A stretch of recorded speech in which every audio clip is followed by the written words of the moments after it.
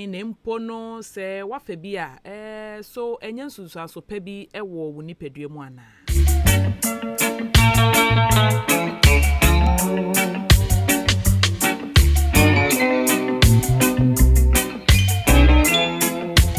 na masan so ebisa wo se edien na wo ye na wo de apre apomuden mapa ede ama wankasa wo hu se de be ya wonya adwuma emfa ehun mfaso no enkonkɔhwɛ yade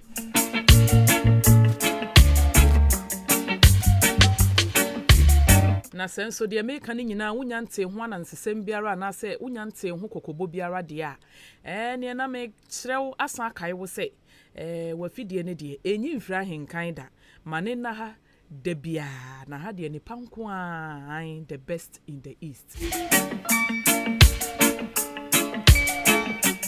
ma wafidie no enna ha de bia na pomuden ho nsɛm mapa enkyerɛkyerɛ pa wei obi tueska yewo adokitafo bi wo wa ansa kra na aba beku akohu no wanye okra anye be 2 million 3 million wo betua ansa na watimi akokra kokan wasem akire no na kyese wo betua ansa wakọ consultation akokan wo hawo ama na kyerɛ wo ne ye wo nanso Ahenkan yesi anye mo hwe we ye free consultation tie ne kwa na fa bo wankasa wo bra na emmoa ma wapomuden no NCP na ensita enu nti no wutie no entie no kwa na emomu wutie no na wusua bibi na wodi bibi tu kotodwemu na wonso kra wutimi ma lectures ni bian wusua wobonse wonso wutimi boaboa abusuafo ano na wonso wakyerɛkyerɛ wo de wote ye na timi aboa wo ni wo fidua se de be ya yade de ebe parem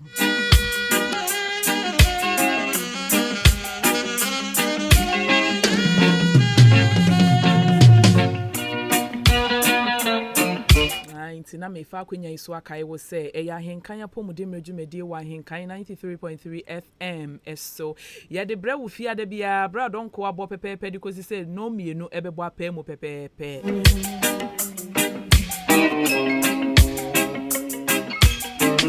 ai na wo somfo wo chia me ba kope a me di dwumedi hu chia me brano ene da bia no media ene radioness Awurabena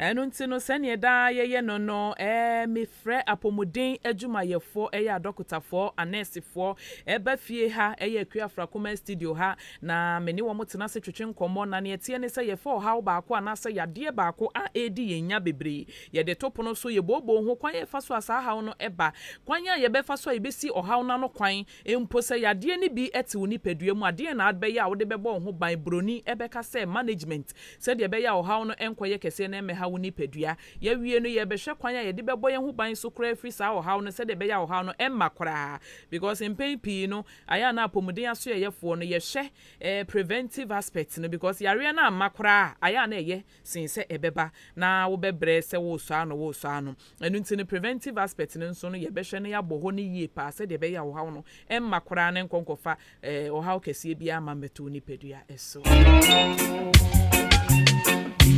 na enen wentempa no yen health bit no ene ye behwe bibi afa tiger nut meka tiger nut na chese twi kasem ye se atadwen ya wi ya esoso ye maame no mu ya omonenam dwom ye omoton ya dedede ya anunsuo dedede no atadwen se ye tuntumo se ye brown o se ye yellow on se ye wo brown ye wo ne ye black ye wo ne ye yellow ni nyina ya atadwen ni nyina wori a ede ebi ani ho enye de ne hia ne sa awo enya wo nko ade anunsuo ne se dedede na hwehwemu ma ye ti ase se sa atadwen eboye pa ma ye nuane nura ahoro a eye ma nipadua ne ye pa contain nutrients bebre ase wo wi a ebeboa asa boa wapomuden no eyie aboa asiesie nipadua no fa bi kura na san kutia kokram yade nkakra eya akoma yade wotawe atadwe a eboa wakoma ne pa ma akoma no ejina ne na so eyie papa enu nti no aya atire atadwe pa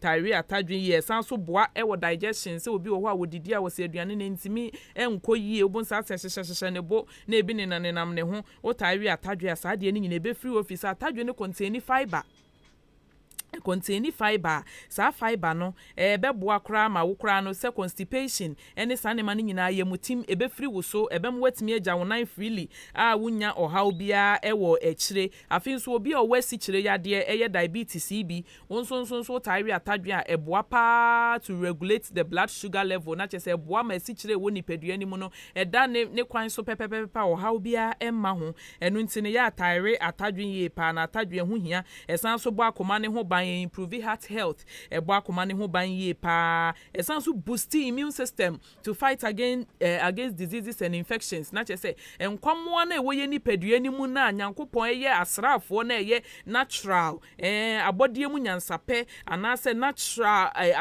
enkwamo na nyamede amaye na ye immune system no so wo wi atadwe bi ebo amasa sojafo na anase enkwamo na ewo ye mu no omo ho ye din yie etimi ekutia yare atadwe no eye niema bebre sanso ya aphrodisiac empempi no obi wi atadwe a ema ne titiru we oba na apa atadwe su benya white ubenya odepo enye no kre ya wi atadwe se de ne detie na wanso wo beye de ma bibia ye de ma wukunso abeye de wa mu hia bonsa aphrodisiac purpose na wa atadwe mu no beye adwuma ma mu nyina mo ho aye mo de ama adwuma bia mo beye no enkoye adwuma hunu na emo mfaso beba so ama mu nyina amoni age.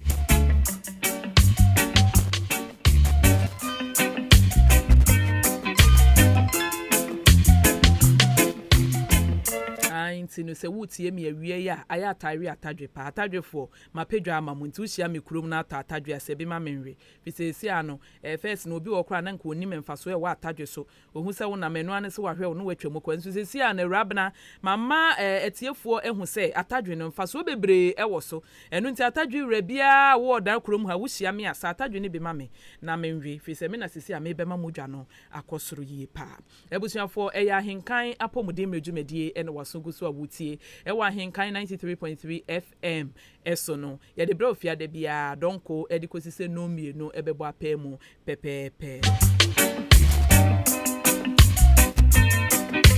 na me kai mu say yes stream live on so ewo Facebook ko search for Ahenkan 93.3 FM ne capital letters na hwe me ne mabedwafo ho fefefe na sembisa bia wo no na wabisa de odebeto Facebook o ne odebeto yen WhatsApp line so ne odebeto yen SMS line so ni nyina ebekenkan na animdefo ayiwa no ebrepem se de se na efata enu nti no me nsembre no mabedwafo enya bedru enne me wo Mr. Kingsley Sapon ena me wo me brother Imanje Wudi me pacho Ebenezer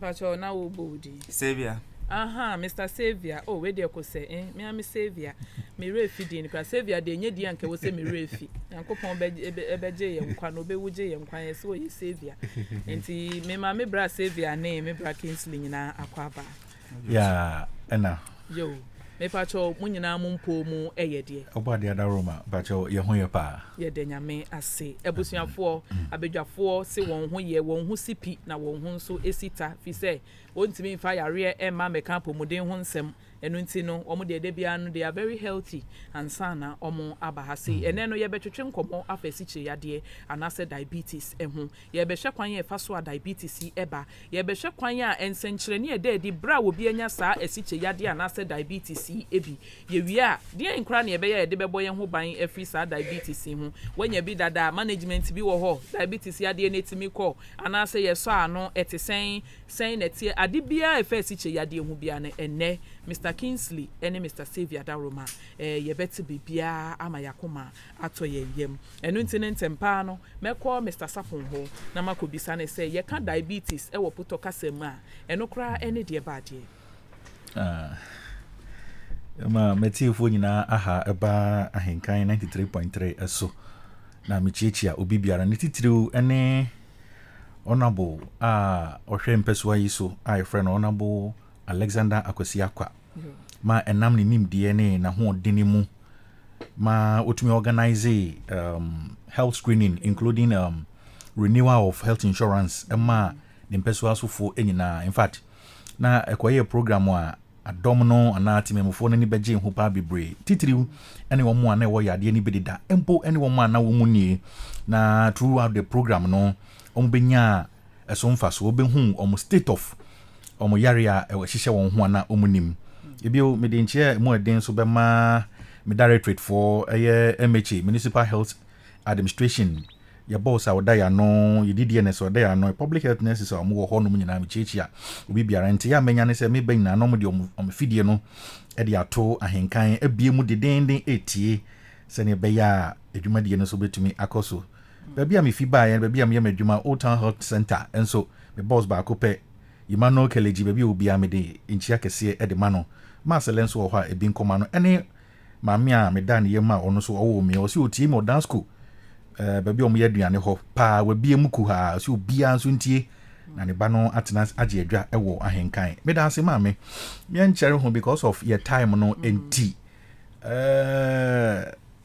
dai ye kan no esichire yade no a na nye se nipa bi ko ye kofa esichire bi di ye ana okotete esichire bi etafre ye edi bi ye ne nema bi edi ye na obenya yade ye nemom wo nema ba ko mienu miensa bi a after disua ye chi no ye besua na ye hu se ampa se ye ka esichire yade a enye se obi ko no kofa esichire yade kofa esichire di ye ana mpoko tafre bibi no ena ma no yade nemom na efi baby ana e wo se efi ye ka esichire yade a one of the non-communicable diseases a yade a ensign na ye kwanko yade a ha adasa ye brei mu ana se ene wiase a ye wo ne sa ye so nti ehwa baba be hia WHO any Ghana Health Service including Ministry of Health ma se ye ntu so sa ye nso ai okon kese e wo so ma ye modawuro ni mu ye nsan hwehwe na ye momode ne se ye di wona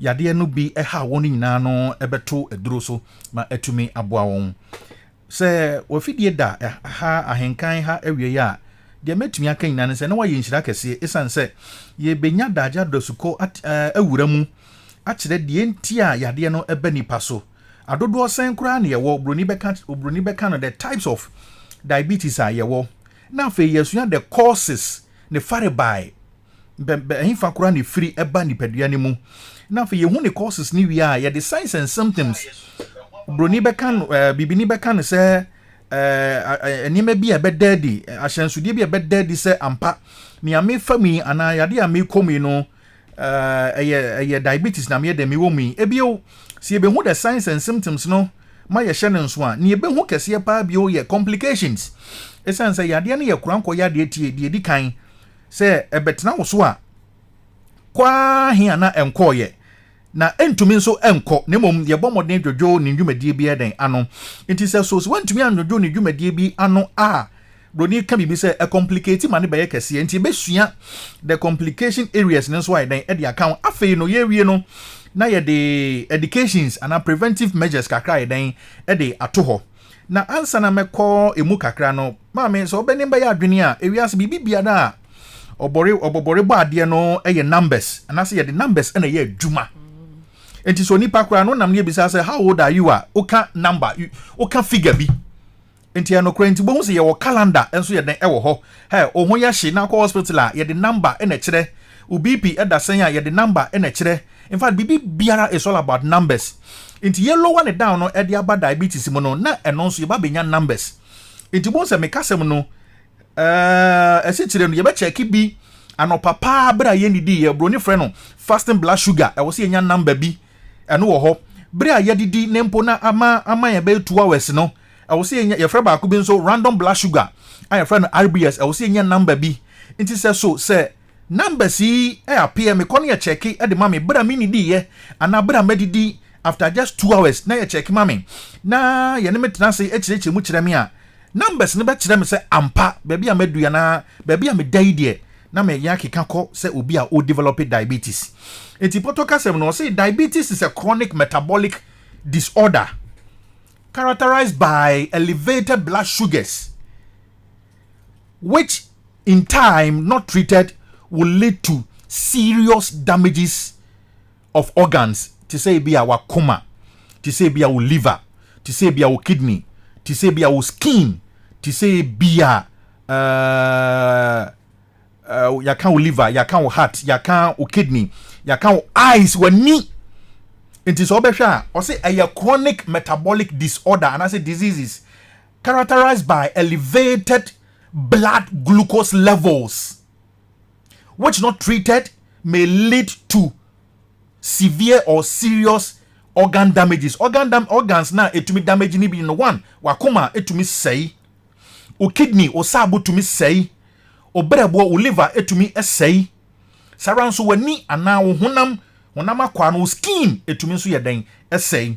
Enti intwi no se me de ba for mo a diabetes ye ya kranko yade a ewo nipadua mu a kire onipa u glucose ana u sugar a ewo mu no ne soro ekọ ne kosoro a ekosoro no enye haw ne mom edum pempenso bi na wanhwe a ede ohaw ebre organs a ewo mu organs ni bia etumi ye affected parkes ye eye one onipa wakoma 2 onipa wani 3 onipa o skin 4 onipa o liver o kidneys o sabo enso enya ohaw enti intwi no se na diabetes eden etie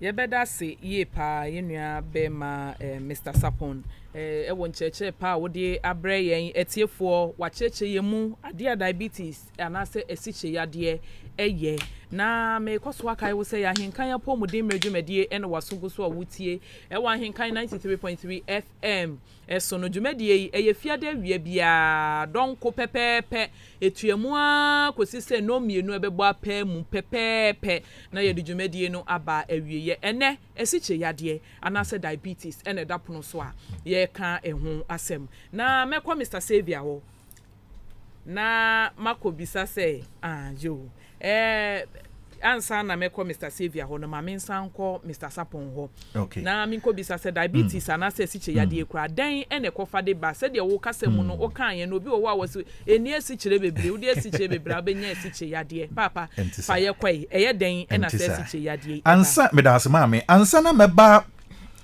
obroni beka se the causes of diabetes no ne fare by pa no me pese ye hwe the types ye wo ahodo sen kura ne ye wo ansa na me wi am the causes no den aba na emfoni a me pese me twato adasa adwene mu ade baako emfoni bi a me de kire diabetes no ase ebia na dodo na no in fact throughout the program honorable maye no ene nia ye wo hospitals a ye te no ama yesua de se enipa de bebre no ennim yade na nkasa senia na Joshua ni den etie enti dane den na no onim nti no eto ne mpofiri me boni mpofiri mu a aya na eye drugstore ko aya na eye bibidro bi nom eto na ye de chinchini ni asofo bi no ho konmo nti obeduru hospital no na edum pempenso bi a na eye ayekese right baby a ye kono ye the types of diabetes broni be catch us say ye type 1 ni dian kasa ba ko so ayesan frɛ no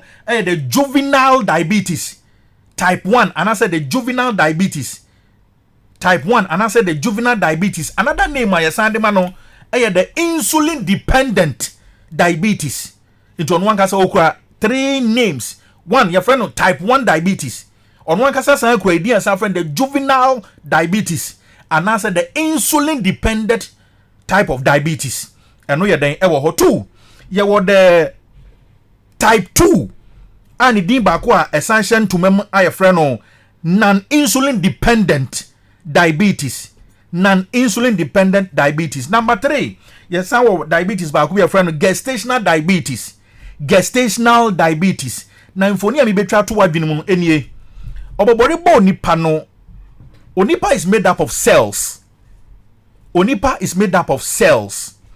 na inside onipa o cell no human cell and I said the animal cell no your baby a honama kwa ni bi hono my friend mitochondria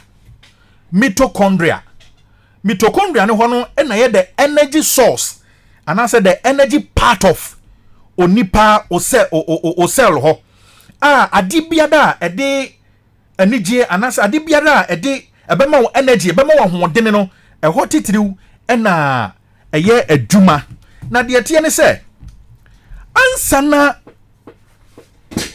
yebenya nchichemu about diabetes no medical ka kyerɛ wo sɛ ɛwɔ sɛ yenya onipa wo cell ne yenya mitochondria no ɛhɔ na wo energy production ni nyina den ɛwɔ na de tie ne sɛ diabetes bɛba ohia onipa wo insulin nso or organ bi and produce insulin no a your friend the pancreas onipa o pancreas me de sa infoni we e twa to wadwene mu se ube mawie no bon se nya asikyire die ana ewo die ana de fimfini bi die ene kofa asikyire ade eden eba na de tie ne se onipa o pancreas ewo woyam na dwuma eye nyina ne se o secrete ana se ofi ensuo bi e friend insulin ade ma ni padua no bra onipa why de wadidi na insulin na dwuma eye nyina ne se ekofa aduane no the glucose part na ewo mu no e ma remfi se bra ne ye komirika wo park so no se obi komirika na se oyawia yes mama ni glucose otafre ya na befa ni minimum a no nya ahoden foforo bi entimi no mi ne yegitum se glucose ana se sugar e ma onipa ahoden enti bra medi mi banku medi mi mo ma mi wache ma yin bibia no automatically na awose pancreas no a secrete insulin na insulin no ekofa the glucose part na chenchemfo na yam ni nyina no de bre cell no na cell na tumi anya ahodene atumi de aye na dwuma na de tie ne se nti afa me ban chenchemu ni mu yi de tie ne se wonuma omo type 1 diabetes ana se juvenile ana se insulin dependent diabetes fo no bibinti omo pancreas no entumi secrete insulin edi ama wo system no empokura na akwakofa glucose na edi ayeden edi abre won na nchechemu wom ni se wom ankasa wom DNA anaso wom immune system ewo wom no a fight the cells of the pancreas no anka ebe secrete insulin no na asay no enti sa yeso nti pancreas no entumi secrete insulin enti se utini din insulin dependent type of diabetes and I said the type 1 diabetes and I said the juvenile diabetes nenchira se nyina ne se sa onikro no wono ne pancreas no secrete insulin kura na diama no na akwakofa glucose na dia brain cells no together with the mitochondria baby and the energy part no no na watumi aye kratiasefo and I say wo kratias ni eno ye type baako type etoso mienu the type 2 and I said the non-insulin dependent diabetes non-insulin dependent diabetes ni cheche munie ma wotiri munya okesere ne yede kan hu pancreas on secrete insulin emfemma onipa wo cells no wakotwe glucose enti non-insulin diabetes no ase ni se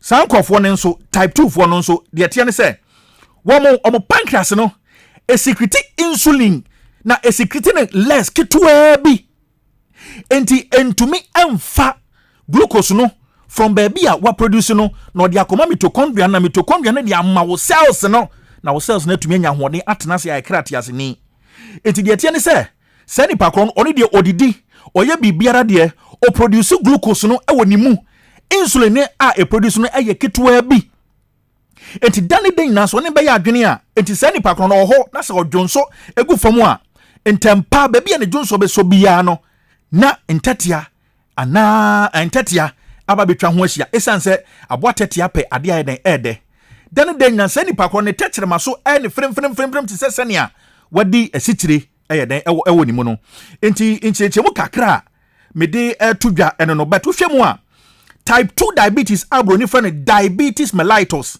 ena eto te se ewo Ghana ha pa kese yasoa okun kese ayeden ewo so enti yakọ yanim no ibebie ne ma baako mienu miensa bi so mesaka another type of diabetes bi a gestational diabetes sa gestational diabetes ya diabetes aye fafiri ya wosuo mu bere wo ba afafuro na hwehwemu kire yense ewo mu owo awia sa diabetes ne tumi yeden efi ne so yeden ekọ ntinchichi me pese me de bo baako kunu ma mienu nti na menya daje a kire die nti a kwan ya fa so yeden eba etu hwe type 1 na owo pancreas ne de nanso onipa ni immune system a fight cells na anka ebe produce insulin every pancreas ni mu no amano na odi akonya glucose no wase no enti se nipa kro no wono kwade wo produce bi kura enti wo mo ho biara okọ hospital ani amana artificial insulin na watumi ayeden awo ewo na beti anan sere ho se ne ebe ma watumi ayeden atenase type 2 no ne fiber ni nyina gina se nipa kro ntumi produce insulin no beto produce less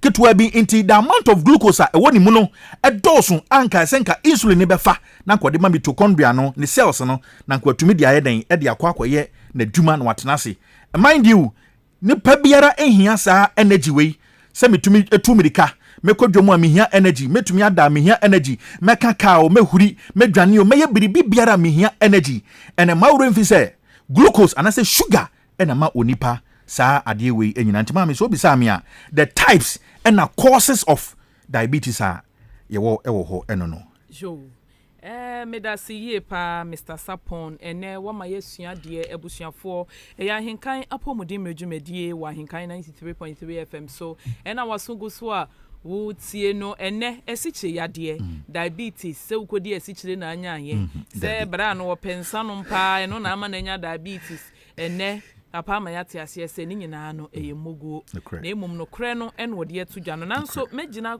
pese me fa akonya isu bisa Mr. Sapon question we say yes genetics good obi maami wo bia eno no kre be na wo musa etisa pepepe yaresuo bi wo hono a etumi fa onipa yawo mu de ba abofra na yawo no ye den eso yare bi ti say so wo history or family history of ebia BP ebia cancer bi ebia asthma bi ebia sickle cell bi kura no a esanse maame ne papa bomu ewo wo nti no the product at the end of the day no efa awusuo ofa sa honama kwani bi e de betena ye den omu enti enya wanwa se diabetes bi nom especially the type 2 type no ebitumi fa yabusua mu etumi di ba yenso wabra yeni eho tumi biara se ke betumi asi anokwan jo meda si ye pa ebusuafo ye stream live wo Facebook ko search for Ahenkan 93.3 FM na share na obi nso enya dwumadie so emfaso ye pa fi yen WhatsApp line no 0594841044 0594841044 betimi so send message afasa number kroya so through SMS eno nso ye bekan na ye de amount se Mr. Sapomit wase enu nti na bi wo hwa nkwala nketinketi be 14 years 15 years yes wenya diabetes genetics no krebi no krepa na message bi se biem se sa esiche yade yi bebre na waka se bi etimi ko ana se ewadura wono ma emmebiem entiase wo mu pa wo se obi biara se uwo bi ana onko checking mpo na afei na why wadin se wutu anamom se wukọ apomdi aso ye ne yetumi ka kire wo se empempenso a wadui o blood sugar ana o glucose level na wo mu no edu diabetes level a de wo se woti ase ne se giyade ne tum se afei de ne wabetena na eye incurable yensa ema ne nkote sesenia menya etridi anampo menya typhoid na mako hospital na yema medro enen nansa enen wotwe na me nom na me hwan de atomi no na de tie ne se esanse eye mojama de na yentumi nsa ne kwata mano enkonti dane da nyina no ye bre wo nwumedie no ase broni beka no management ye manage sugar no mani tumi begina mpempenso bi a ye pe ama system no body ni ye den etumi fa mind you midi kan kasa no me ka se bibi biara obobode bo ade bo wi ase de boy no eye numbers enti se woburu number ne so a ede how beba wo ye below number ne so a ede how beba enti dane da nyina no ese wo hye emfimfin enti yade no ye ntumi nsa e ma ne enko nemom ye tumi dwodwo omudwumedie bia ye den ase yo yada se ye pa na ansa na yebekọ management ne so no mepese yebehwe ensenkyereni binuma ededi bra obi wo asiche ya obi wo ho nkwa ya sabia enkohu ye na emom ne honam ba bi dodo na wonim ne eye ne nti die ben ne besi a na se den ne beye me ebema mehu se die eye me die eye asikyere ya die bi na epese eba me ni mama mpacho me da se bebre bempenso aye do mesere se otiefo amutie ye no bebie mu na wasua ade kese pa ewo aha esan say during the exercise no any experience no emum no ama yebesua say ni dodo na enim say ni awo fam no yade bi na den eba ne so one ye can say diabetes ekura ensenkyere ni ba komienu bi a eye very cardinal pa ye can cardinal na e downson like e downson pa wo mu a ene de wontumi enyim firim na me komanim no eye den ya mebọ no potokasem wi amachirase ya batwi na ye nyina ye nya ye ho entiase cardinal signs ni bi pa cardinal signs and symptoms ni bi pa broni ma ye nya entiase na adesua ma ye hu ne se aya na obi a wo develop diabetes no onya bibi ti se ade bi e fan polyuria Sani pakrono odwonso bebre 2 oni pakrono onya bibia ya friend polydipsia empempi no sani pakrono a wo develop diabetes no ana wo develop diabetes na onim no ayana ensukom tied in entam ana se sukom tied in minimum tie wo entam enti dan den na opese onum suo entam. Number 3 eye suade ayo se yehu eye ye fa bibi polyphagia ne nkyira se nyina ne se sani pakro na wo develop diabetes no ekom tied in ententam ekom tied in ententam enti emfoni miensen ya metwa to adwene mu no kire wo se wo hona ne obi wa adwumam na mugusu eye adwuma anopa munya na moto wa chediye but anopa ne fi honom kakra na ambo be 9:30 ino hu se bofloat bi ni koko bi etwam na wafrɛ amo 12 no wasa kodi fufuo efi 12 na apene meat pie ne famuk bi twam no wasa ato ana mpempi no enye usika wanya ana ohun bi a wanya ne dodo aboroso ana okon bi edo enti na wudie edidintantam bebre no eye one sign and as one symptom of obi a o develop diabetes me dey so no esense onipa no otai adwonso ntentem ti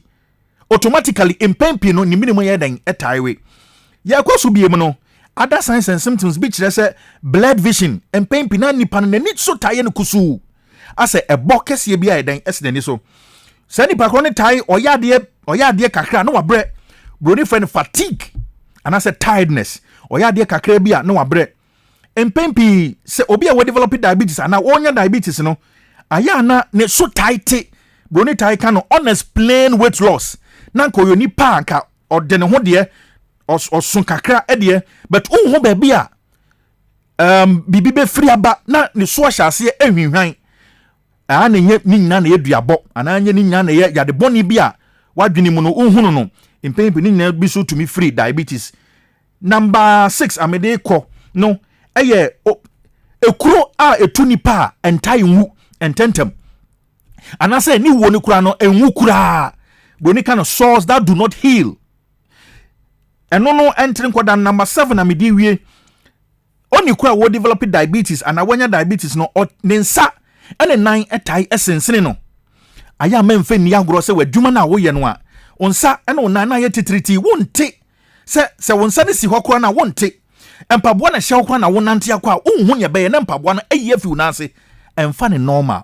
When you begin to see these signs and symptoms enye abibidura semwa ena enye drugstore asemwa me so ani diem ne obuo kwan so se hospital ye sima ayarehwe nti bomodi ase obeden obeba nti me kan nyina abom no obi a we develop diabetes no onya polyuria odwonso bebre especially in the night onya polydipsia ni mene mutaiwe insuo ntentempa onya polyphagia otai di ntentem ekomde ntentem obre onya blood vision nani so tai sino nani so ye ne kusu ekuro tunwa eche ansana ewu ne so tai hwinhwan ne so tai tententem ena wonsa ene wonan etaye titriti nti mame ahyensudie yi ananie me amaboso yi ne eniema obi a o develop diabetes no etumi ekomu. Yeda se iye pa Mr. Sapon ebusuafo ene menewo yesua de na wensu wonya ne baabi a je Ahenkan 93.3 FM fi say ye the best in the east and ne panko a na ye de ebremo free consultation umpe we na wo pedien enu nti no bomoden a safi na wo de wafidie na to na me kai wo say Ahenkan kudamfo na fiade biom betna nti bomoden se wo mane mpa wo da ebia na wo yade bi anu yie no aha na wo benya no enu nti no mesre se de bia ubeti papa pempi no beti yesi obi anya diabetes na panie kwo wo no na ayi sekan twa no ekuro ni nwuda na fa hi ne kosi hi kwan be ne fa so manage diabetes bra yare no aba na se ewo ho no den ne be ye de bebo ye ho ban ye de be manage ye ho se de be ya enkofa ohaw bia emma medasi mekase bono diabetes no ne intrase nyina yese onipa no na sichira ewo ni mu no adum pempenso obi a ede ohaw kese ye den ba no na esan se adum pempenso ni nti no was say ye bring sa sugar no eba ye say de ba form ma ebedum pempenso bi ma afa ye hu se de no kre ba bia adu no sisi ade uni problem bia kese den ewo mu na de tie nse wo kasem no ka se sikan twaw ade bi wona the management no ene niam bi account na etisa na no kre obiara or diabetes ade etwa no by mistake bibi awono no one ayana omonte esan se moja entini a nke befa moja befam na adu ne nase anampo adu ne nsa ho no onti bibia atnatinka ekofom ti so obehwe a medical kan wo signs and symptoms say obi a wo develop diabetes no tanya numbness eye ne wonsa ana wonan etai titriti etini oni kro no ani ma ne ho so no na ekuro anase nia etwa no no edum pempenso obi a na eya ginsem mind you moja nanka ebefa ntininim na entini no moja na babedu ba bia nke kro no ewu no ema remfi se moja no na enuanunuro ahoodene bi ti se vitamin C ene others ye den ewom anka beboa ma ekro no atumi den ewu but obi a wo diabetes no wontini ene uduro benya edede da wo mu nyina no emu ayeden esisi enti esikyere na mayeden esisi enti entumoja ne ntumi flow from one end to the other ti say eyene nan a kai say me se wo hyempabo akora wonte enti ade twa ne kora wonye den wonhunu ne sa yeso nti moja anka namu ebenam duro beni makodu mpempe ne nan ho ana ne nsa ho na nka aboa ma oni kro no ade twa na atumi ewu no entumi nko ne sa yeso nti ana de ye bre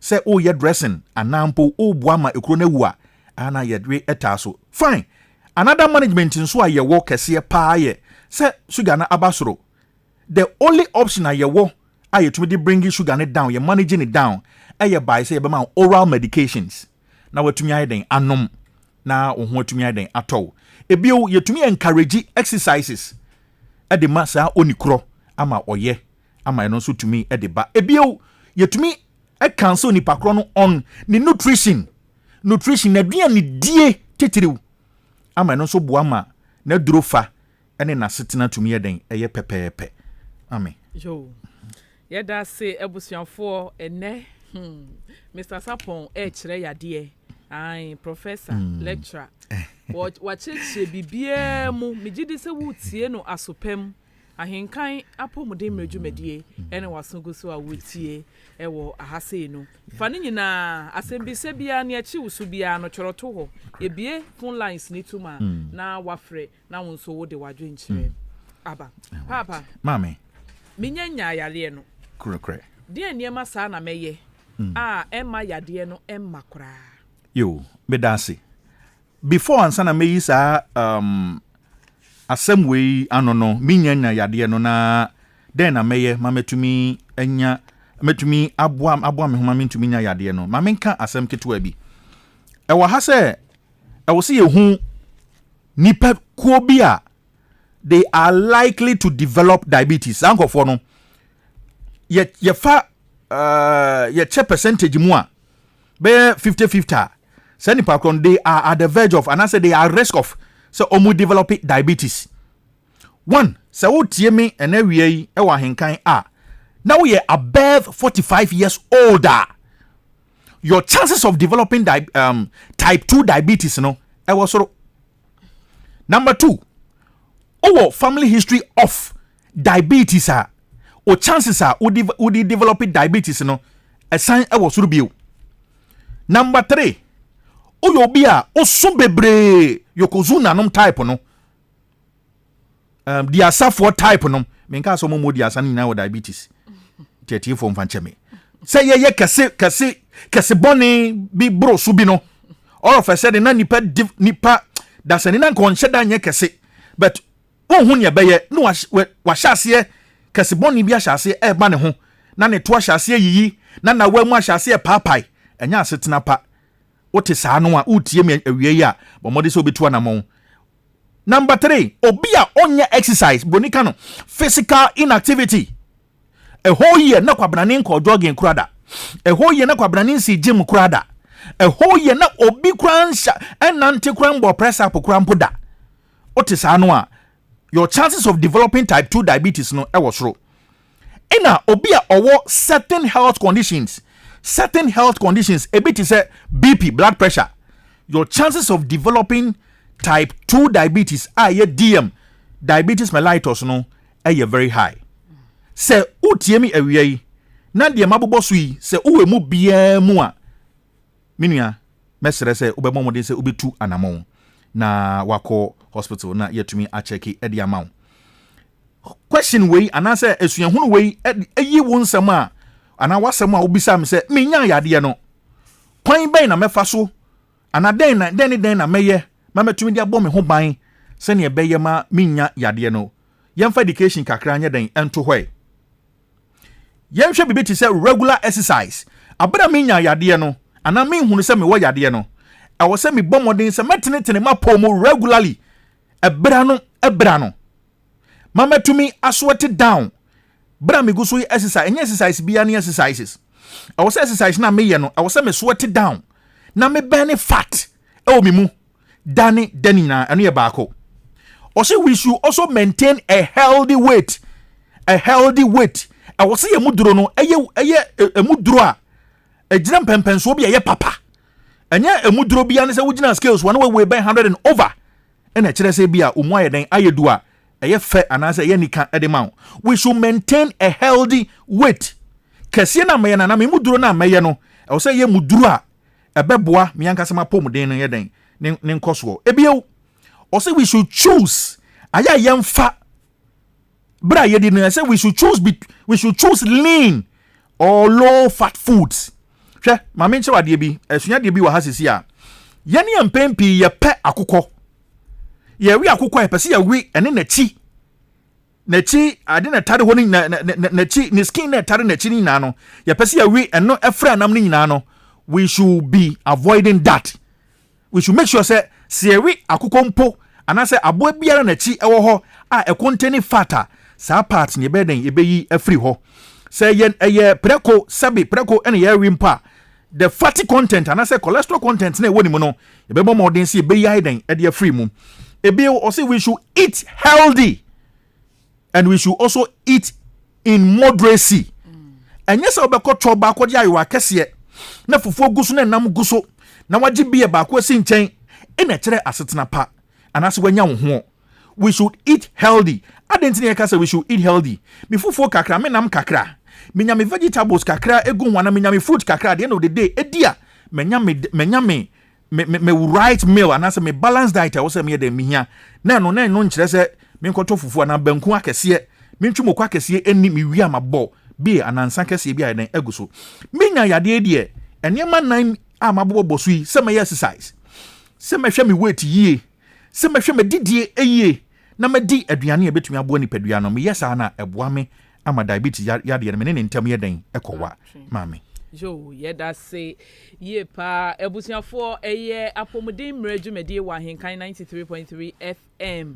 So yen WhatsApp line SMS line 0594841044 0594841044 ahomatrofo no 0201944485 0201944485 and I say 0554 820 910 0554 820 910 ubetimi afre esimu sese ya na wo de wasem bisa abas bo frente ma na yetimi ayi ni nyina no emrepem se de be ye obi ade enko ka chire papa kamede asem bisa bi ban so frefo ba ko edika ba me pa cho wo franchia na ye wapomuden na waje me so se ewo mea mensem.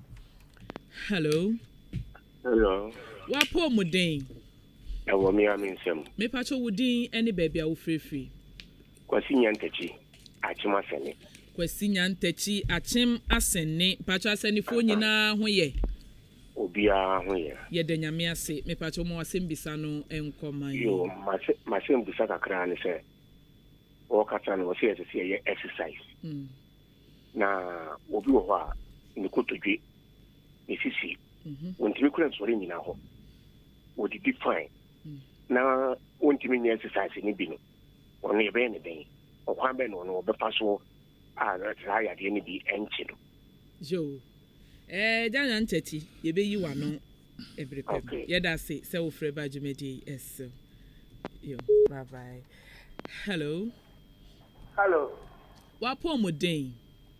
You grab me a museum. Maybe I told you any baby I will free. But a firm question, Cassette Labo. Braquesi, Abuabuphone now, who ye, ya, you crum. Amen. Yo, maybe I told Madame Patomi Boo. Then you will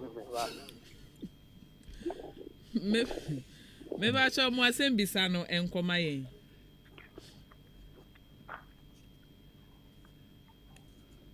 Hello. Yo, Ebusia for 0201 944485 0554 8209110. Hello. Hello. What pomodin? Pacho me answer. Me pacho dini baby of free. Me de pajeje kum ka se atime. Pacho so they say.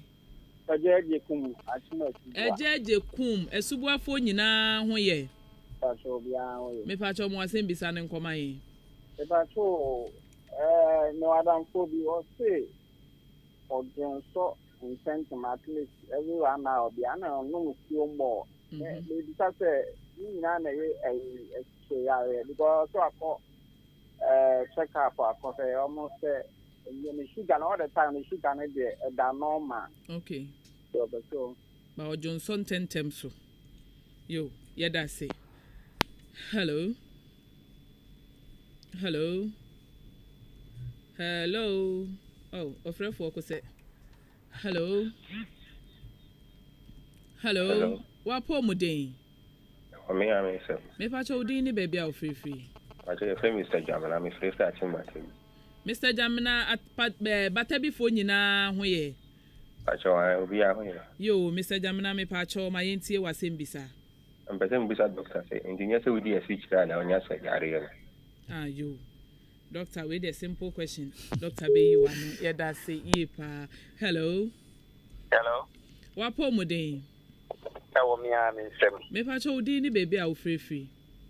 asanifuni na enim ba ko pe piao me pacho ma wasem bisa ne nkoma yi me da fi bulu we me koma sem suno mentia asane ni pe wa nyina obi a ade ato nani yo ya ka fla na mentia bosom fla ya me bel mesikana o tie Ahenkan pa na minshira no amen yo we there masem bisa na mbesem bisa wo kuma sina amount for keke kan so mo mtu onuru no obisa wo could wo diwi na akwada wo yesa obitinya diabetes obi so otu yam koma obitinya diabetes that environment ya fi ndi ambe ka doctor treat mu kakra yo doctor ebe you ano embrepem yeda say asanifo nyina enim ba ko pe se wo frɛ ba djumedi eso hello. Hello. What poor Modane? Oh, me, I'm Mr. Me pacho udi any baby out free. I'm Mr. The Donko. They don't have to be and catch taxi driver. Yo, and catchy. Me pacho free him fan. The share there me what down. Yo, more same bisan on Comaye. Aha, me pacho. But Mr. Doctor say, diabetes, you know, Obiana, a two minyabi. Na de so bia na etumi nya bi nso a de eden na be ma na se woni bia wo betumi nya na ntententen yo ana se e fa cho hello me too me pa cho ye tie wo o che menka me pa cho ye te wo nka pa aha adidie na o se udidi no e fa sen ntententen no mi se me ma e common de me e de no man di kwa na nya fo enti no so so na se mi na komuna ya na de sa yo doctor be you ano ebrepem ye da say self reba jumedi eso ebusia 4020194445 0554820910 me pa choma sem bi say twato no na me bisa say sese ya no ye hu ne wo ni bie de obeya wonya bie enti ne wo bi ne nsu na aduane bi wo ho esese wodi abrabo bi wo ho esese wo bo na otimi di boa wo no ane ho ma ne nkwanda ne timi ware me pa cho wo hello hello wapo muden I remember so. Ekita wa wonse mpacho din ni baby afefe. Ya feme ade raki am because if you atimasa Yo, eja raki mpacho mo asem bisa nkoman. Oh, no.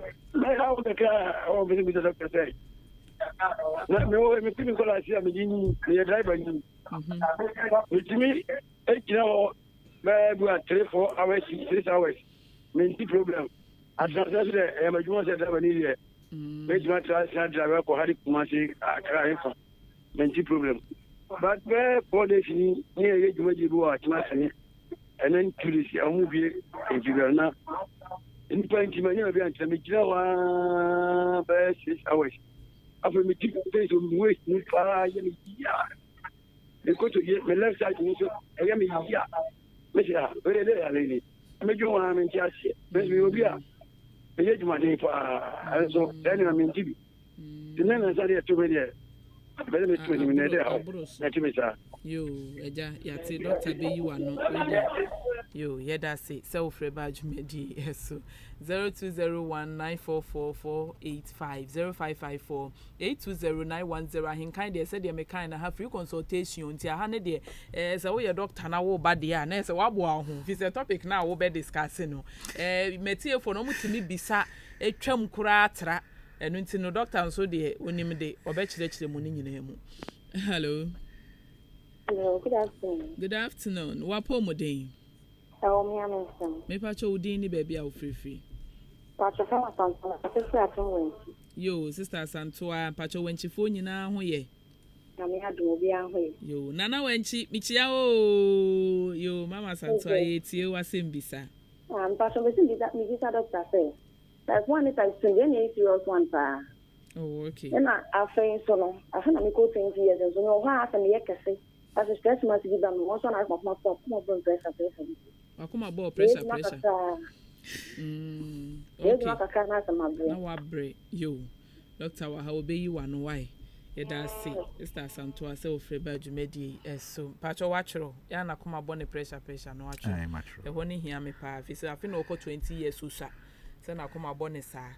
0201944485 0554 820910. Hello. Hello. Wapo modern. Ikramia minsem. Me pacho udin ni baby a free. From Kosiefu. Me na make us am menyo wo no. Yo eja. Ya ma wakwa ba. Me say ina sensen. Me say ina 83 me bibia ndi so bia mu anye yi. And send me the call hospital. Ema medru so sla na sinem ko to dwe ni misisi. Na mpacho wanya mfie sen? Menye 65. Okay. Yo. Ejuma be no ye. Pacho ye ejuma be eja. Mpacho menye ejuma kase meti efie na wo in a university as a new university one no. Me na me prepare role kwa no. Yo eja. Ejuma me ya no. Yo eja. Pressure wona so ana. Yo, me ba cho wo yare bi say mo jamroso ana bibi sa wo so. Abe pa cho ai mako check bibia. Yes wo mo jamroso. Amusi mo jamroso ge enye sa enoso. Mo jamroso na za sa kra me ko check na ye. Na is 59.6. 59.6 mo jano. No moja dos. Ene eja doctor be you ano. Why? Yo, Mate. Yeah, that's it. So for bad medicine. Yo. Our friend for we could say, Yama wejina so achepa, Yama wejina so ache say. Hello. Me pacho wa po mudin. Wa me amense. Pacho udin ni baby a free. Ne de ma bla me ka se free also. Yo, ma bana me pacho yeti o mo asem bisa nkoma yin. Me pacho ma asem bisa no se. Me tuni na nte pa. E kwa fu mo kra mo na nte e ko ba. Nanso me dana jua. Me tumi jo so pa. Me pacho me sra bisa doctor se no so yeah. Me fi ampacho lo wa yi ne ma me na unum nsuo bebre. no nsuo bebree. No nsuo pa on yo. But uni yare bia, uni mojamroso uni esiche yade bia. Me pa cho de. Yo, mate. Any doctor be you no me da say self reba jumedi so. Hello. Hello. Wapo mo den? Oh, me amesem. Me pa cho din ni baby a ofrefi. Oh, je fe me ama me kasa.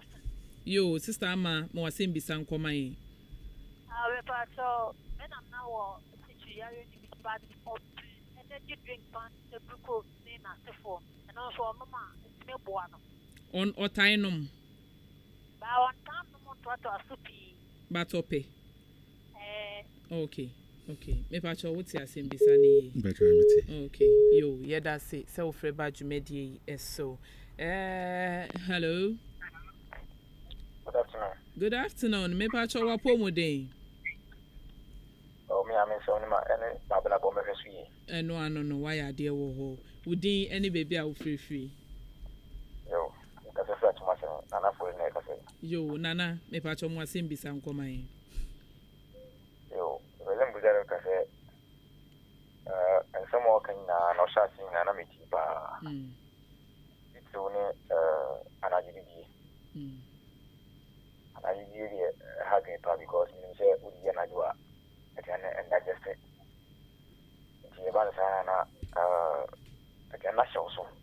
And which we call Sierra and every you know, suddenly the year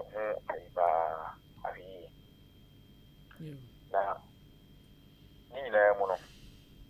A Trebiana, I said, my Asino, what kind of thing? Honor, Why I say? You can't say, "Call Massino." O growing na o sire mu ho ko na na o sire ni wa yi entemu ho na na. Why I say they say ye we yefuna se ho sa ko wo be ma ne soro na ye why I say. Yeah, ho na meka. Ho na ye we ya. Yeah, and I tell you so much me nine assassin. Any area na so ko. Exercise you okay. The guy be Solian no pan and take a put jogging from her to but then be bridge in his wedding bridge in his world. But just line was a problem. Now, what quite are Sabia pain? Oh, that has hospital report now, mama for your lab. Why it can be a show reactive. A show reactive for them. Sure, he almost nothing sure. Almost problem behind you. Yeah, almost I can't say sugar. Sorry, almost me urina and then just line.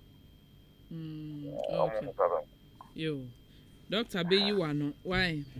Yo, yeah, that's it. So, Freba Jumedi, so. Ti papa fa ye fem we na me bisa question bi se obi wo ya de no aduane bi wo ensese wodi ne ma bi wo a ensese wo ya na. All right. But that's it. Any question we bisa any for questions na me try say you be ni nyina so why den ano. Na de yen to means when you know to the best of understanding no.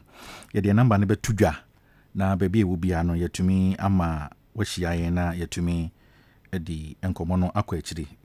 Right.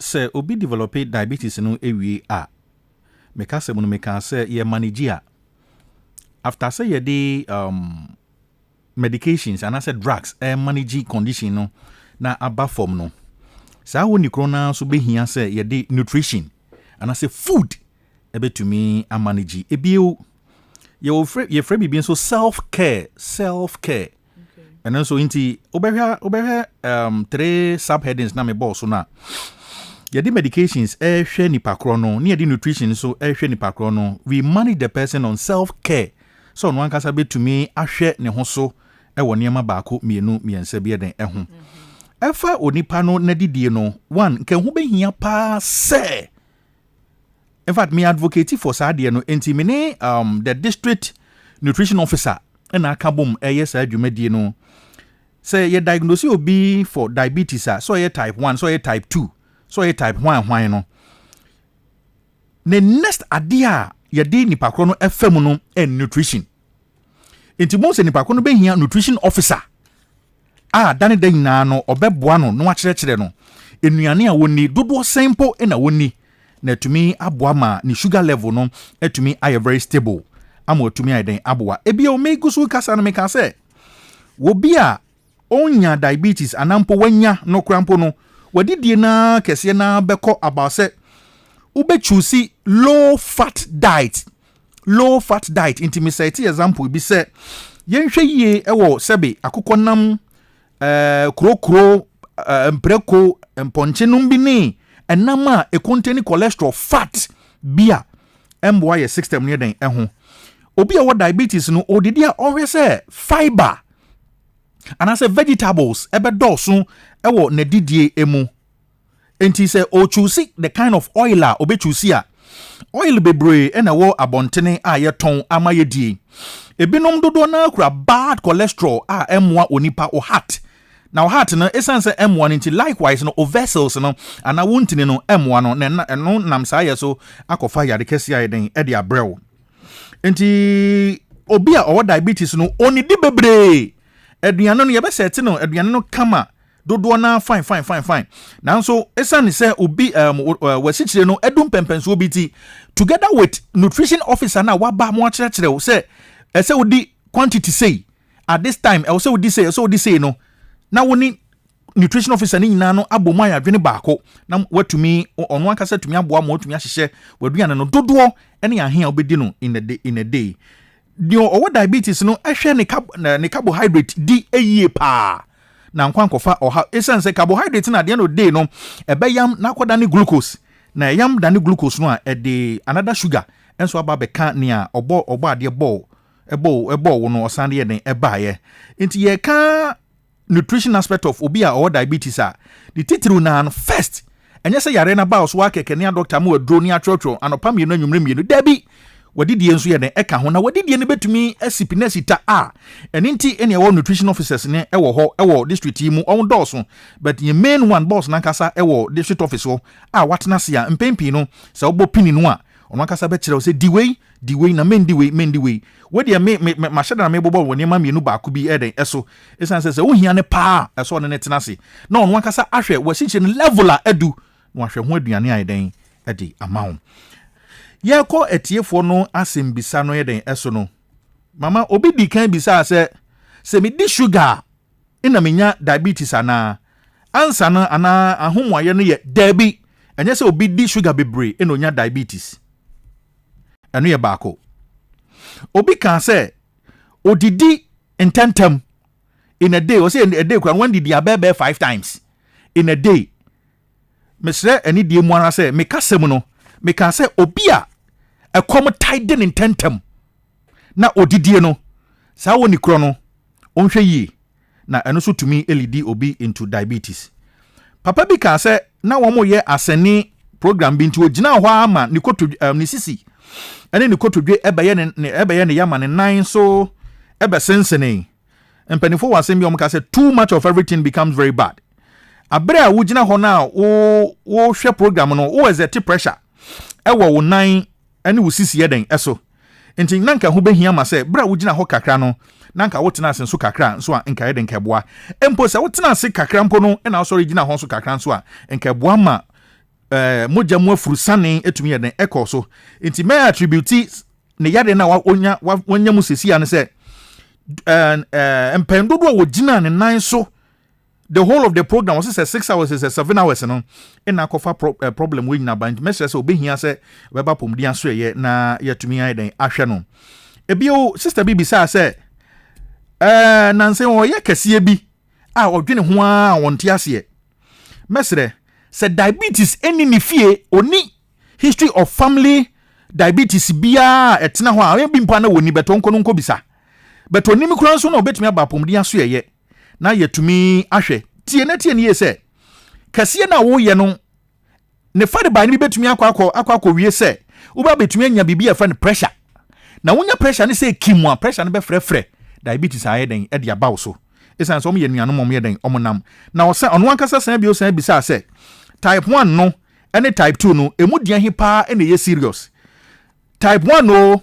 type 2 o ne nyinaa ɛyɛ diabetes nia ɛho kɛseɛ ma ɛto ate sɛ wɔ man mu a menu mienu di ho adanseɛ ma yenam ho ɛbɔ dawuro no ɛyɛ type 2 no ɛna ɛma no ɛyɛ serious obi bisa sɛ mensa ɛne me nan tae sensene a ɛno no na ɛyɛ dɛn ara midi kan kasa meka sɛ obi a ne nsa ɛne ne nan tae sensene no ɛyɛ ahyɛnsodeɛ baako a obi enya diabetes a ɔtae ehunu ebio saa adeɛ wɔ ya nso etumi ma obi a o develop blood pressure BP anase pressure no etumi fa saa adeɛ wɔ mu enti sɛ wɔ hɔ na mpo na nyɛ diabetes a ebetumi ayɛ sɛ o develop pressure na kai sɛ me so develop pressure no a ɛtwo ɛno ankasa wɔ hɔ ɛfrɛfrɛ sɛ wobɛnya diabetes nso obi ka sɛ ɔnom energy ne nana ɛnom energy drinks bebree masrɛ energy drinks no composition anase content no yɛfrɛ bibi caffeine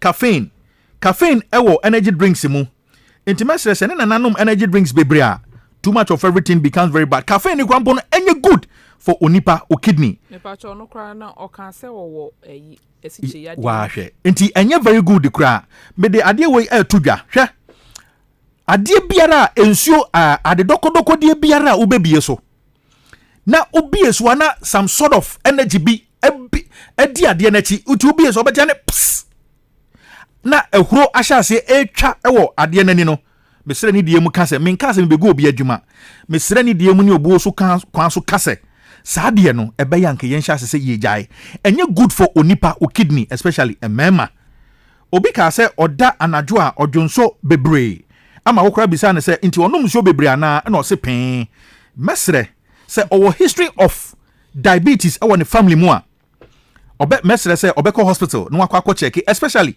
ɔnkɔ bere a ɔne di yɛ anopa acha by 7 na ɔhɔ na ya check ai den ɛde ama no papa bi ɛka sɛ na yasene mu ɛtaayɛ ne ya menim nimfi a wadi die na emema ye wo yare bi uyi diabetes yi pressure eyi di aka ne bi afi hono ma ye wo prostate yare nso ye den ɛwɔ hɔ ba bi a ɔde ne nsa ana wo twamfoni na kyerɛ yɛn no ɛde kɔ no ɛyɛ akɔ na senim hɔ nso ba ma o prostate nso ye den ɛwɔ hɔ no mu intimesere sɛ on check prostate da dia na ɔka bibi ti sɛ ɔsɛ bibi ti sɛ reaction is reactive na ɔsɛ bibi yɛ sɛ bibi yɛ den enim fine sɛ blood pressure eni ni hɔ diabetes ni hɔ no ma on check ni prostate nso ɛnyɛ den ɛnhwɛ ikubi sɛ onya prostate problem ebio on check ni kidney cause kidney nso ɛyɛ part of the abdominal organs a ɛyɛ den ɛwɔ hɔ nti on check ni bladder ni kidney na on check ni prostate nso yɛ den ɛnso obi ka sɛ odidi asesi a na wayɛ den ne wada nti ase wɔ mu nie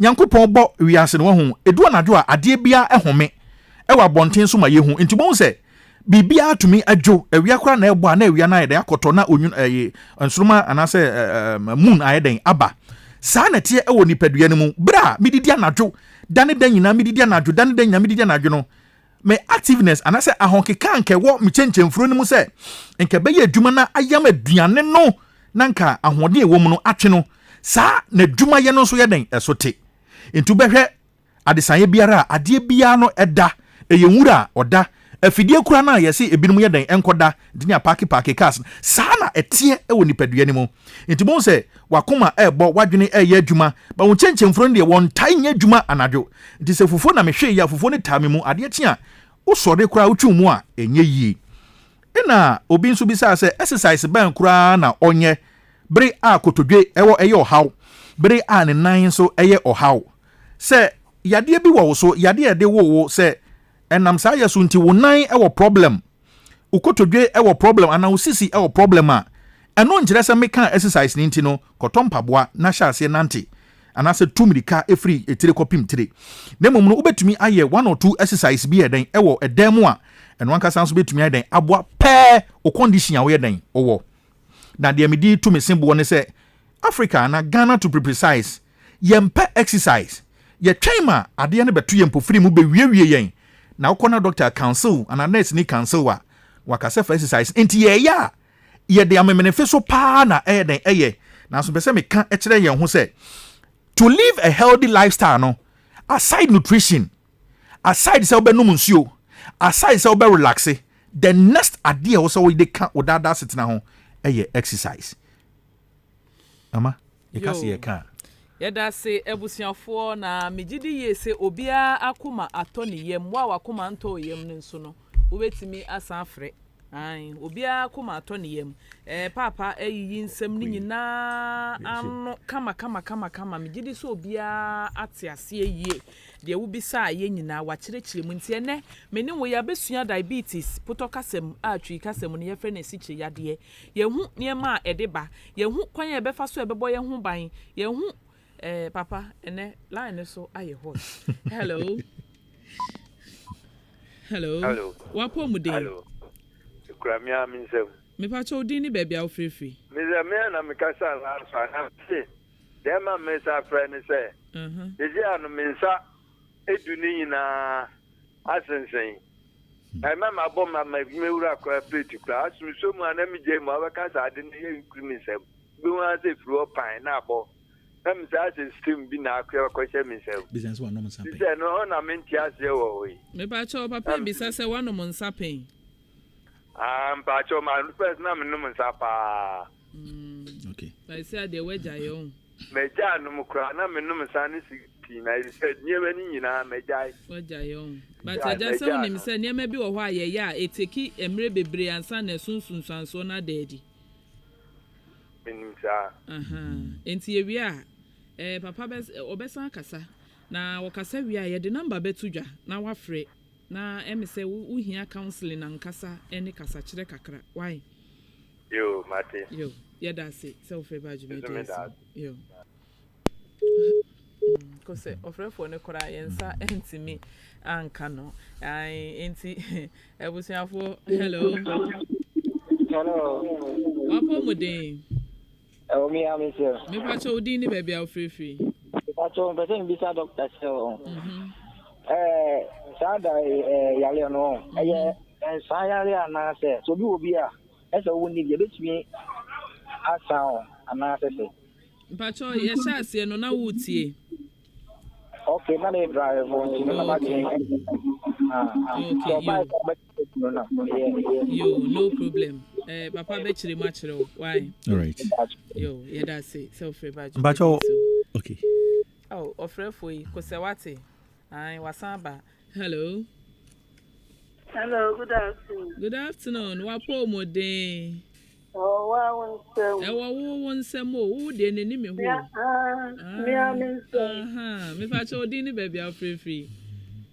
Because class me Fia. Yo, sister Fia, mo wasen bisa nkoma ye. But so me dey ni say. Oh, wa me honam etimi ya me da for mo a. Me ya adwuma na me bram be say am da. And so me da na me honam ya me ya. Na me se mo ai ni tikiriki. Ampa cho nya mfie sen. Oh, 53 years. 53 years. Yo, wo asiche yare wo mojamroso. Yo, mate. Papa be you are no amaye. Yeah, that's it. So free badge me so. Yo, bye bye. Hello. Oh, ofre for you freeness. I want say, Mr. Sapon say, oh sha. Yes, say you obi health ye beto way general ade conclusion na ye ma ultimu say health screening na honorable Emma ye honorable Adaroma yetimi ye ultimu say mojamro so ne esiche yade ne yade a na ewo soro pa because ye ntan nye health screening and I say ya yentimi ntutu ye na inquiry sabia say ne maba me be check mi moja me be check mi si kire hu say me wa si kire ya de enti na da bia ka say sa ye friend say health screening ye enso ka hello oh omo nyina ma enyo hello wapo mo den Wo me am sembe so me Auntie. Okay. Hey, I can see. Auntie Bacho, me yare na me si me chire ma chire mo. Ayo, me pa che ti o mama. Na champion na ma, ni chire ti kene. E committee na ban ko na ban fisi, ban ko te na me na ma me to fo. Me sa bon te si sa de se 5 years ni. Oh, o body. Bon te si. But what say? Pacho anya mfie sen. They was 62. Onom sunsun drache. The non papa. Na still the corner boat trim na ball na ball sa. O he den juma. Pacho ya juma ben. But you say me trim ya juma dia, ma me trim ya juma dia. na oye adwuma ben Kasa ne kofo afom na on ba isi ade wonye hwe wote fa ko yo papa be yiwa no uni mojamroso uni yade bia dabi ya ne ba dance to the church se me ni bia na me jam me quantity na adani tin na me na se ni se ni asensen ni papa bisa na obeti mama papa wacho yo bia wani ji enchene pa ana na udi enchene pa enchene first na mi na se sia de na be na se kakra ti awo wi ko bi kakra ko wi ni kasi bia de se sia na ma me tare ne ni ma that is fine pa bo modern na ana je sia so na mi mu nyedu so na kasi ho ni fifre eteme I see pacho ye be shia me de number ne betu dwan pacho na ye shia na de wo bia ne dro bia wanu bia ne kwakoma to yam wo de ye be shia na de abane atena se ba bia ne poma si breda bia ne de ato why kwakoma to yam yo ya da se mama hello kose afrefo no ba neguso eba afrefo no ba neguso ba na diabetes die se de enimu no nuane mojamroso hypertension nti ya ka diabetes na die na wo se next week etimi be ka hypertension no mojamroso no so fi se akoye o how bi a ha nipa pipa hello wapo modern awo mi amensem me pa cho din ni baby afrefre Cosinian to me, my first one. Me pacho you. Doctor, no, I teach you exercise, Matthias, and what you are now was also Sano, Nine Crana. Yes, now, what can I say? And num me baby. Me kind me of a bit, no, yare, get me Kokufu Hospital. Doctor Nia was whom Yari be well. I said, your doctor Nikayan said, only number baby. Me of a on to noon to auto. Enti endamono ye bobia tisi ni enu bi ni yise wo wi ya no yare ni nyina etu hirai meti owo ye kure ni kura be 3 years kura wonya 95 years adan wo enti na first endamono ene ne endamono enso so de mana yo yase ene na doctor wasumu ya dasi ya janya ntuti me pacho betimi me pacho yesimi fa afrephobia brem ye bre no ya ye be sremo ye de be she next week papa yeti o right sene na odi kan kasa no in fact honorable program obey ye no abie ye niwa abanema bebre typical example bra first day monday na ye sha ase no we de mitwa ade bi hu na be she bibim ye call ye station yen wo XDA asori dan bi mu no nyame no kure ni exercise ni guso koso no a very looking nice gentleman be by papa mama wa born tie bi bi awie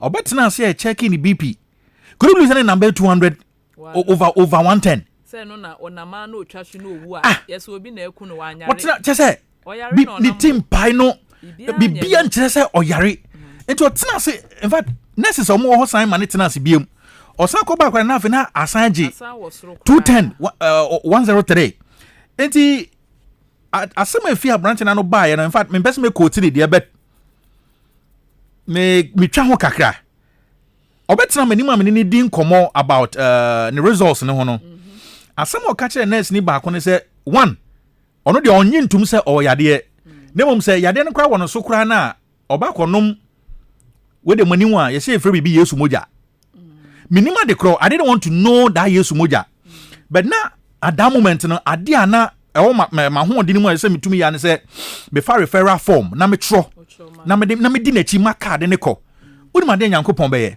me bo mo de fa referral form de man de ko ye ko gi edro di na chi man gi edo ye bibia wie no okoba ye aseme fi branch na no ka chem ne say papa doctor nyame a ohata suri inde nhira wo say watumi agime nkwa asi ho na madwini nyina ye me say nka me fi ha one de mo ka chem ne nya de ameji atum two me kwa me konom Yesu moja me nka say Yesu moja ne nye ne mom ba bia na BP na rise yedo no nanka de betia ne say nanka wonyare eno akra ni di nkomo na why de wawi abrante ne be shame nkura be ma ebe bom aba so pa that day enti say exercise no anye emfasode ama wo bibia akra no I know say that man say nyame enam honorable so to me I then save in life de meka na mama bi bisa se oye adwumaden pa so wuti na asem no a o se me ye adwumaden pa nti me da na me honam nyina eye me ya o se ya oda form na ne honam nyina ni ya ana etisa de obi ye adwuma ye fidwom ba sa no a na ye ko emesi adwuma no ba sa no a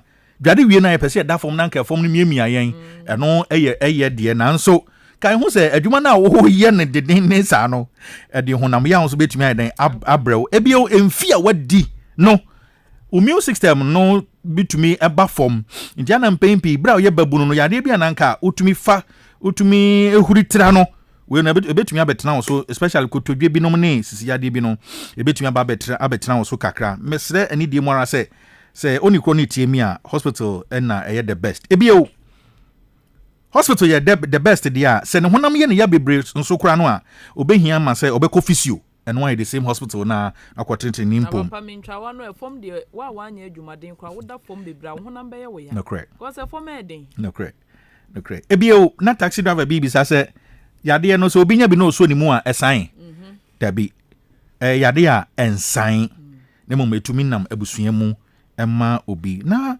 62-year-old bi nso bi sa se enam bebre. I'm here to tell you say too much protein intake, especially meat, at the end of the day no lead to compound be from ammonia. Ammonia, if you remember yenyantiase say ammonia enye good for onipa kidney. Enti wa hana utiemi a enye wako twi oka na wie na wako twaduane ma nam gu so. Boys ehia na yakoso ya nini ho. Na ye twi na basane asre no na kire anije ana guy awoye. At the end of the day no kidney problems bebre in also sa ediama ho. If I should tell you the number of enkofo are reported with kidney diseases nowadays a ebe kakra man Ghana just see hospitals ni bi eden e de ka ho.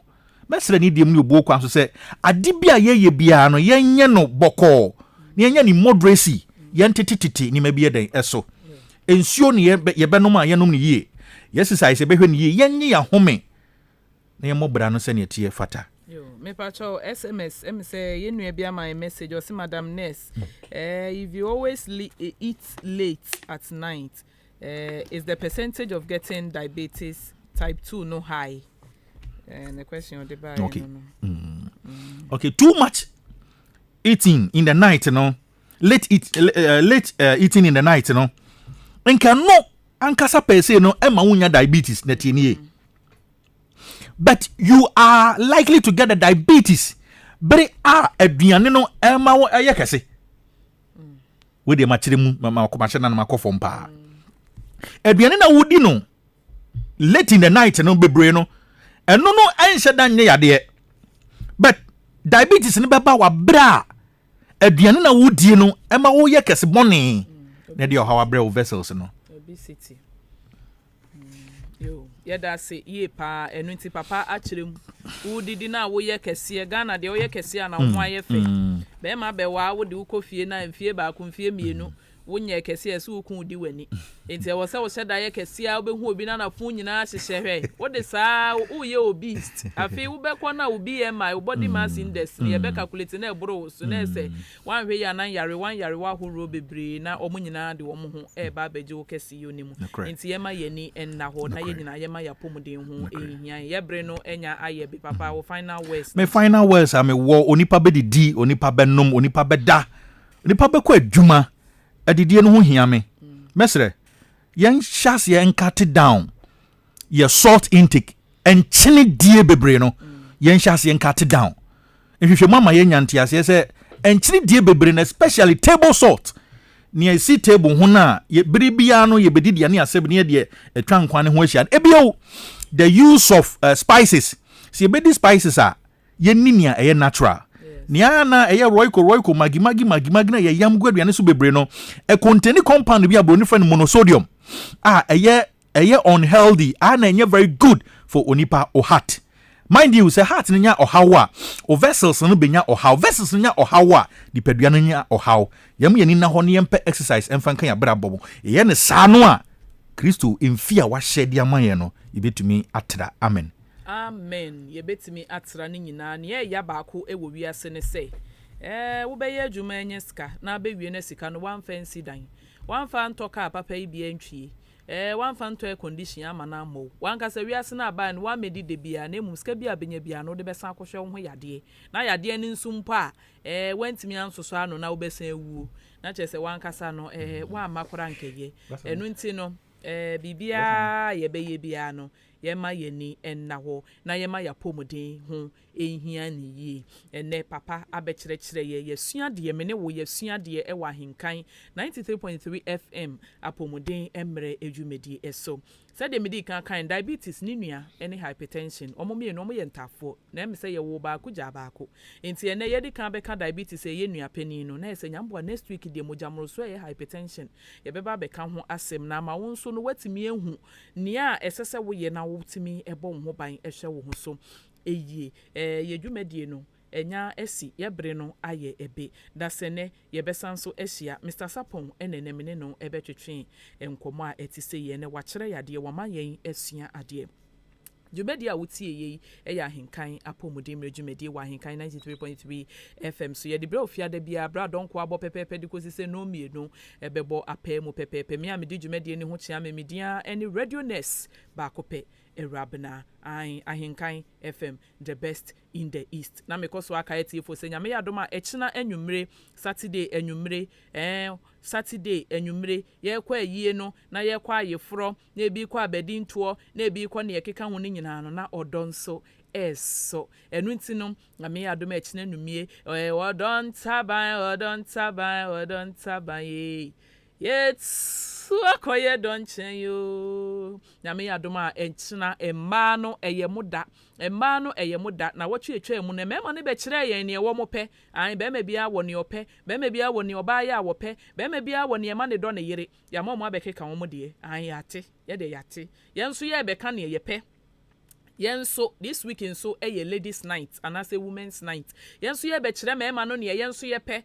Yenso wo mo ye ma ya yenso ye ni beje. Na oba ye ho a ye mecheche ye se mabre ni bebre no aya na e wo ne kofare bai enti e kina nyame ya adom anwumre 10 to 12 emma ye nso ye ba bekire ne ye pe an se wo ye be ma na mpe o boxer si da bia boxer ba ko be hye na wotwe wo mpe adware wo mpe shaving ye aha ye kwan ho nyame ya adom akina anwumre hia ye wo ho na ni nyina ti na wonso fa bi ya adesuade na se wo ye obi a wo yere etai ka kire o se mabra obe unse preocupe se wo sesa usuban a wo yere nso be sesa ma obi a na nko ta bre na afide onu momu de bepuan wa ma wo momu be dwane ai yo papa chia nipa mienu e na se odo number bacho mi chia me ma me ba ko o dance school yesu we bie mu pa ATM me friend Auntie Mercy ene oba kone ba ko pe mi chia wo nyina mi chia madwumayefo a me ne wo mu Old Town Health Center nyina fatness for mo ho a midwife for mo ho nyina obi a egba ke lab for ni dispensary nyina mi chia obi biara otie me ene ni titiro ni Mr Azaglo Victor a ono ya accountant ba ko ho a ogba adwuma pa na yesese da foforo Kristo ya adoma ye ba be chekire BP and I say pressure no so emu amani penso anya entiase na yetumi dia bobra eda wase yo yenso yeda wase yebre no asokura pa ho papa yi ba bebomi yo nti abusuafo dwumedie no ebraso se yedi esie na mekoso aka o se Awurabena Bakery and Catering Services dwumebia wedding o ya bedin to odian yo se open meat pie ya den so birthday cake wedding cake engagement cake bibia wo pe bia na na hwese wontwa wani hwe ba bia se wo be hwe Awurabena Catering and Bakery Services pe number no 0546 827329 0546827329 na ye surprise ya do for no na the birthday cake is surprise o mo what is a birthday without a cake enunti order bi na onso ofie enye de yeda mwase menu abe makobike ono eno de ekoto abe fontin time Facebook so sada ne da na nyom edigu dwumedi ase yeda mwase da se ne ye besanso ehia bye bye.